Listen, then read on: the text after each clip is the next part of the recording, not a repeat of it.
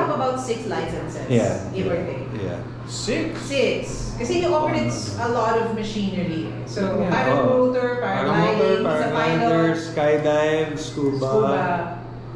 kotse, motor. Yeah. And then he has about...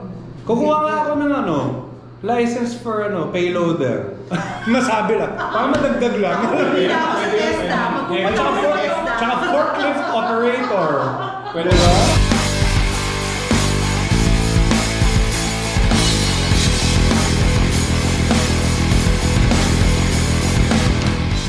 Alright everyone, we're here with, of course, one of the best looking, if I may say so, gentlemen in showbiz. Mamaya. Account number ko. Account number. Of course, Mr. Ian Veneracion, who is also UAAGI, or for BAIC specifically, he's the brand ambassador. And fun fact, he also drives a B60 Beaumont, right? Mm-hmm. Okay, so let's get started. When you first question is, when did you start to drive? How old were you then? Legal ka na ba nun mag-drive? Hindi eh. 11 pa lang ako, tinatakas ko na yung Seriously? kotse na. Yeah. And what, do you remember the car? Yeah, it's a Volkswagen Brasilia. Alam mo yan? Same car. I had a Brasilia also. Yun, doon ako natuto sa Brasilia. Air-cooled. Diba? Kaya if you can drive a Brasilia, you can drive anything. I like this guy already. Diba? Manual shift, walang aircon, carburador. Okay, so you were 11 when you were driving that? Yes. Okay. And then the subdivision lang. Okay. And then when my father formally taught me how to drive na, dinala niya ako sa Manila Memorial Park. Para kung stop ka sa mga kanto. Kasi walang, siyempre, sa Memorial Park. Kasi wala kang mababangga at saka yung patay na eh. Practice yun. Hindi ka makakapatay doon. Kasi patay na. Tapos yung mga tulay na bibiting ka. Tapos titigil kayo sa tulay, tapos tinitip Di ba mo. I tried teaching you doon sa Manila Memorial? For that exact reason. Yeah. Safety first. Yes, exactly. Yes. Okay, so do you remember your first car? When you first bought a car, what was the first car you bought? It's a Mitsubishi Lancer. Yung mukhang kahon. Yeah. Box type. Tapos, box type. Yes. Yun. Sobrang na-enjoy ko yun. At how old were you then? I think I was around 16. Oh my God. Okay. Pero yun nga, at that time naman, hindi ka naman pwede magka-lisensya pa rin. So, true. Pero pag-ipon from movies, from projects, and then, yun ang laging ambition mo lang at that age is makabili ka ng first car. And True. That was my first car. And yun, nagkaroon ng, eventually,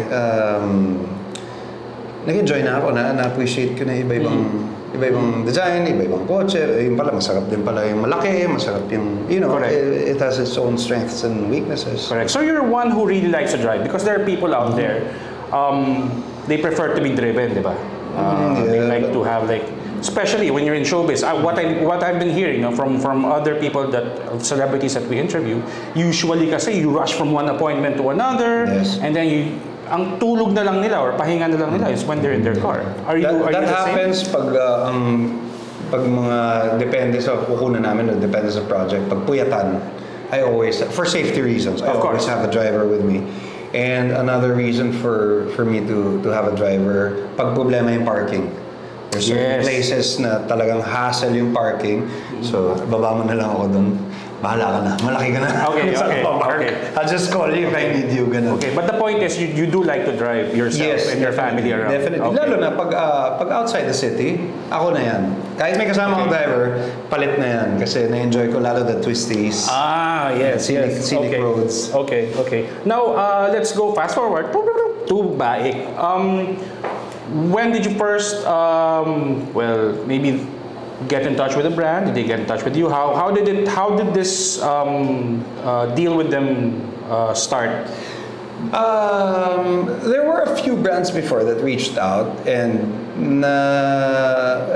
ayoko mag-endorse ng brand ng product kasi na hindi ka naman pinapaniwalaan. Ang hirap ma-associate with something kasi nakadikit yung reputation or your name, So first, when they reached out, I wasn't familiar with the brand. And then eventually I learned that they had a strategic partnership with Mercedes-Benz and Daimler and Hyundai. And so I was like, oh, pa-testing nga. And then when they showed me their manufacturing and stuff, legit. Tapos nung nakita ko yung unit, and I was so surprised because nga it had so many luxury appointments. Kasi the ruggedness is given na di ba? Yes. And I like the fact that it's a hybrid diesel engine. Okay. For one. Okay. And yun, they really, ang galing ng design kasi they stretched it out. Kasi I don't have to choose between luxury and ruggedness na. Kasi parang it's luxurious enough and rugged enough. Okay. Super okay sa akin yung timpla. So that's why you zoomed in specifically on the B60 Yes. Turbo 1. And the B60 kasi, I really like the B40 also, honestly. But, because I have kids and I have madami akong gamit when I go camping and stuff, kaya the B60 perfect sa akin. Kasi it's a big SUV. I see. Okay. So, what other things do you like about the B60? I watched your video. You were, of course, like what you already mentioned, like certain aspects of the vehicle, but in the way that it drives, probably. And you also said earlier that you've been through, I'd like to think, maybe quite a number of vehicles in the past. So, at this moment in your life, how else does the B60 Beaumont fulfill those things that you have to do? It's very versatile enough.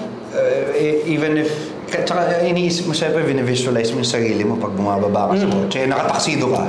Bagay ba? Oo, bagay. Kasi maangas yung forma, it's black, it's... Gusto ko yung nag-ano ka sa stepboard tapos... Oh, di ba? May I pose? Di ba? Excuse me, Tsaka yung pagbababa ka, give them the artista look na yun. Kunwari sila. Paano ba yung Hindi ko artista alam look? bakit ganun. Bakit yung pagbababa ka, kunwari. Parang may naamoy, pare. Oo, parang may naamoy ka na silaw ka. Hindi ko maintindihan bakit ganun. Pero, it's a standard. Baka nasilaw sa kaputian mo. Ayun. Di ba? Dapat kahit tatanggal ka ng shades, silaw ka, pero tinatanggal mo pa rin yung shades, yung ganun. Yan, meron tayong mga cheat sheet Ayan, from Ian Earth himself. No? Kung feel niya maging celebrity, ganun ang may mga the moves. Yan, tsaka habang naka-leather jacket ka niya, natanghaling tapat. Yun, ako. Kasama yan sa forma. Tis pogi. Tis pogi. Yeah. Sabi ko sa tis ganda. Tis pogi nga pala. Yan. Hindi, pero seriously, yun, yung versatility. Whether nakataksido ka, bababaya ka sa bike, ang ganda tignan. Okay, pero pag nakapang-rugged ka, puro putik ka, at sa bundok, sobrang capable naman siya. So okay na okay. So sa akin, malaking bagay yan. Okay. Gamit talaga. Gamit sa akin. All right. Have you ever gotten a chance to try the other bike models? And if there was another bike model that you could have in your garage, what would that be? A B40. I tried it dun sa launch. Meron silang mga obstacle course. Tapos yung iaakit mo siya. Tapos at some point parang siso. Bag. Tapos bababa mo. Tapos wala. Ako yung nagdadrive nun. So, it's very predictable. Even though this B60 on the twisties, di ba you want to know the edge of traction always? Yes. So, paminsan, when you exit corners, bibigyan mo ng konti yung gas para lang alam mo kung nasan yung level of traction mo. Para you're well calibrated to it, di ba? Whether it's a motorcycle and it's or a car. fun too. Well, yeah. And binibigyan mo konti. So, this one is very predictable. Kasi nga, ayaw mong lumagpas dun sa limit ng traction. That's why it's important to know the limit. So, yun. At least in terms of yung grip lang ng gulong mo, and kung nakaramdaman mo ba yung suspension properly. I mean, kung sobrang nakaramdaman mo kasi pag matigas sa suspension mo, masyadong ayaw mo nang gano'n. Kasi ramdam mo lahat ng lubak. Pag masyado mong malambot, hindi mo maramdaman yung edge of traction. So, may proper balance for that na type ko eh. For example, pag ginanyan mo yung manabela, pag masyado malambot, nagba-body roll ka. Correct. Which is annoying. Yes. But comfortable with mga lubak. Pero, sa situation, pag sobra naman tigas, pag ginanyan mo, ang sakap kasi kapit na kapit. Kaya lang, ramdam mo lang kahit maliliit na bato. Maabot sa'yo. Parang, it's jarring. Yeah, true. So, I think this B60 is a really good compromise. I like the way how they designed it, and I just appreciate it. So it ticks all the boxes that are important to you. Yes. And your family, of course. Yes. We should also. Yes, and the safety, airbags, lahat ng safety, safety standards na is on par with luxury, yung mga higher end, more expensive stuff. Correct. It's really bang for the buck, basically. All right, all right. Now, having driven since you were 11, and you've seen, of course, medyo On private roads. on private roads. Okay. On private Safety roads, first, yes. sabi ni Ian, tapos medyo kumana tayo para. On a farm. Ganun. Okay. So, naiinis na yung misis ko. Parang gusto nga niya bato yung cellphone sa atin. Wag. Sabi niya, feeling itong dalawang to pag nagkwentuhan, parang walang kwenta. Hindi kasi alam mo, ang gwapo lang ang makakaintindi sa gwapo. Meron kaming, pare, ganun nga. Ayan, no? May common kami. I see you, I understand you, Yeah. I get you. I get you, bro. I get you. I get you. Ayun. So, hindi na rin kinakaya ni Lynn. Anyway, how have you seen the development of, kasi nga, di ba, nanggaling ka from the Brasilia to Lancer, Yeah. how have you seen the automotive scene in the Philippines grow? And of course, at no point in time, these days, sobra tayong daming brands out Yes. there. Yes. So, ano mo comment mo doon sa dami ng brands? Ang ganda kasi nga, ang daming available ngayon. Even, cars lalo na, even motorcycles. Dati, kailangan bumili ka ng imported. Tapos, syempre, babayaran mo yung duties and taxes of that. It ends up being so expensive kasi walang local dealership. Tapos pag nasira, laking problema mo. Di ba? Pero ngayon, lahat ng brands halos available na sa atin. Okay. And ang daming katulad ito, bagong technology, hybrid. Yes. So, ang ganda. Ang dami nating options and hopefully, eventually, becomes more accessible pa to more people, price-wise and technologically, becomes cleaner, greener, Yes, you know. yes. And it's good. It's a good thing. All right. I'm happy to be living in this time, di ba? Correct. Kasi nakita natin from analog to digital, Yes, kumbaga eh. yes, It's the same thing with cameras. Oo. Up to now, I use medium format old film cameras. Pero I also have digital. I appreciate technology. Pero ang sarap lang yung generation natin na panood natin yung evolution. Okay. So in movies, Yes, ganun yes, din. yes. Film, ngayon, ibang-iba kami yung mga lights na equipment ginagamit namin, ibang-iba. Pero parang, pag may kasama akong bagets, sinasabi ko, you won't believe how we were shooting before. Hindi ka pwede mag-take two, hindi babatohin ka kasi mahal-mahal ng pag umanggaw yung roll ng diba? film. Yes. Ngayon, we can, kalimutan mo yung lines mo, it's fine. Kasi walang bayad, memory card lang. Memory card lang. Yes. Okay, now, yun nga, I agree with you there that at no point in our history kasi na ganito karami yung brands that we have at our disposal and it's available to us. Also, maybe one of the crucial things also, specifically with Baik, it's one of the Chinese brands.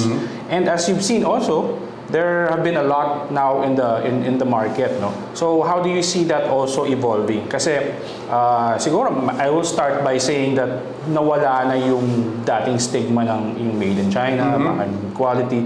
But in fact, we've seen, as I'm sure you'll agree, that in terms of quality, they're getting up there and actually they're already rivaling the more established Japanese or even Korean brands.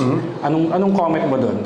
Was that even a factor to you na parang naisip mo, hey, this is made in China? Yes, at first, I'll be honest, at first I was apprehensive. Kasi parang I've never owned a Chinese-made car. So parang, sure ba kayo? Patingin niya. And then eventually nakita ko na yung strategic partnerships nila. And legit. Tsaka alam mo nung panahon ng tatay natin, pag sinabi made in Japan daw, pinagtatawanan nila. That's true also. Tapos nung time naman natin, pag sinabi mong made in Taiwan, pinagtatawanan din. Pero eventually, nung lumaki tayo, yung mga bisikleta na Taiwan, alam natin maganda. Di ba may certain brands na ganyan. Tapos pag Japanese, motor, So nagbabago naman yung technology. In other words, you saw for yourself how it has evolved. What made in China means now, Yes. perhaps compared to dating time na Yes. mga inuuno natin. Malayo na yung because siguro sa experience na nila because ang daming ginagawa. Sabi nga ng isang bata Sabi ng teacher niya, God made everything. Sabi niya, no. Everything's made in China. Hindi, pero di ba, because of the experience and the tooling, Yeah. the And the investments. partnerships, you mentioned the Yes, partnerships. the partnerships and the tooling and the... So, imposibleng hindi makahabol sa technology. Okay.